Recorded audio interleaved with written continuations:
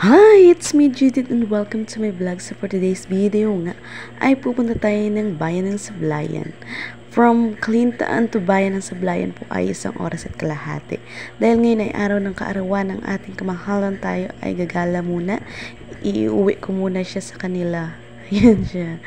So, for the go, samahan nyo kami sa aming pagkala. At pagkatating nga namin doon, pagkatapos namin kumain, ay nagkayayaan na pumunta sa tinatawag nilang gabions.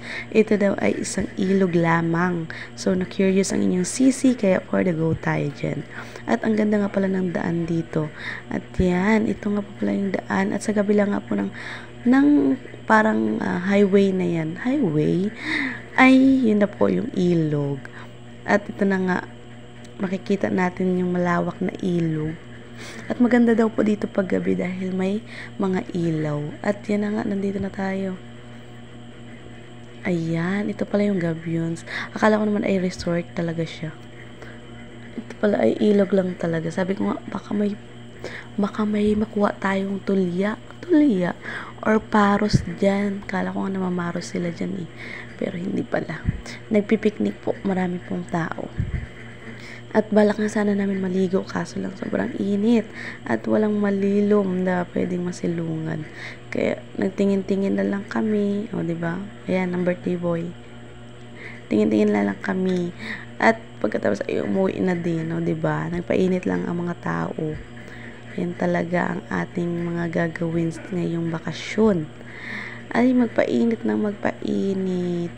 At pauwi na nga kami. Nagsaglit lang talaga kami at nakakuha pa kami ng isang singkamas. Ay, 2 pala na malaki. At pagkauwi nga namin, ay, naisipan na namin gumala na naman yun siya. Umalis na naman ng bahay. Hindi na nagpahinga. Hindi na pumirmi. Ayan, pumunta naman kami sa pinagpalang Lagusan sa Bakawan. Dito lang din po yan sa Bayan ng Sablayan. Malapit lang po. Sa mga hindi pa nakakaalam, malapit lang po siya sa Parola. Ayan. Ang ganda nga din pala dito tumambay. Sobrang presko. Presko. Kasama nga namin ang kanyang kapatid na si Kikay. Shout out kay Kikay. Ayan, ang cellphone niya din yung gamit namin dyan kasi sobrang linaw. Dahil ang cellphone ko ay, sus ko po, pinapulaan ng ating mga tao. Sobrang labo daw. Hayaan nyo, pag ako'y nakabili ng iPhone, pag ako'y nakabili ng bagong cellphone, ay siguradong for the linaw na ang camera. Kaya yan, for the libot-libot na lang kami habang hinintay namin yung order naming halo-halo sa labasan. Yan, sobrang ganda din ng paligid. Nakaka-relax din siya tingnan.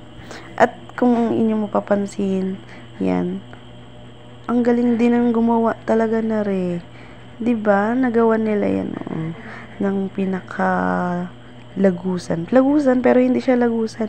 May hangganan lang siya dito sa gitna ng Bakawan.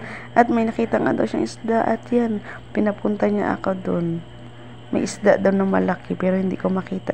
Nag-aaway pa kami. Hindi nga makita, kakulay nga ng ng kahoy. At pagkalabas nga namin, ay ito naman ang tanawin sa labas. Yan, sabi namin, parang ang sarap maligo. Sa sobrang init ng panahon, ay talagang mapapaligo ka sa ganyang kagandang liguan. At pumunta nga kami doon sa bandang gitna. Nag-picture lang naman, yan siya. At naisipan namin, sobrang, may mga din po kasi dito, may mga bagong tanim na puno na anong tawag dito sa puno. Basta may mga bagong tanim ng puno. Kaya parang nakakatakot, may mga siya, tanda. May mga tanda. At naisipan naming lumipat na lang. Ayan, for the takong pa talaga siya si Kikay. Dito na lang daw kayo maligo. Sa mainit. Pero may malilom din naman. Ayan, lumipat kami at umuwi na nga kami pagkatapos namin maligo. Ayan, pauwi na ulit kami at sobrang init talaga ng panahon. Grabe, maingat po ang lahat sa matinding init ng panahon ngayon. Hindi na po, hindi na healthy. Nakakasakit na ng balat. At for the go naman kami, mamuha daw kami ng tulya. Ayan, model ng timba. Ako'y for the video na lang. Mamuha sana kami ng tulya, aso lang pagkatingin niya. kalilinggit pa ning. Hindi pa kaya, hindi pa carry. Sobrang maliliit pa kaya ligwak. Uwi kami ng luhaan. O, di ba? Walang laman ang timba. Sayang, maibibenta sana ako.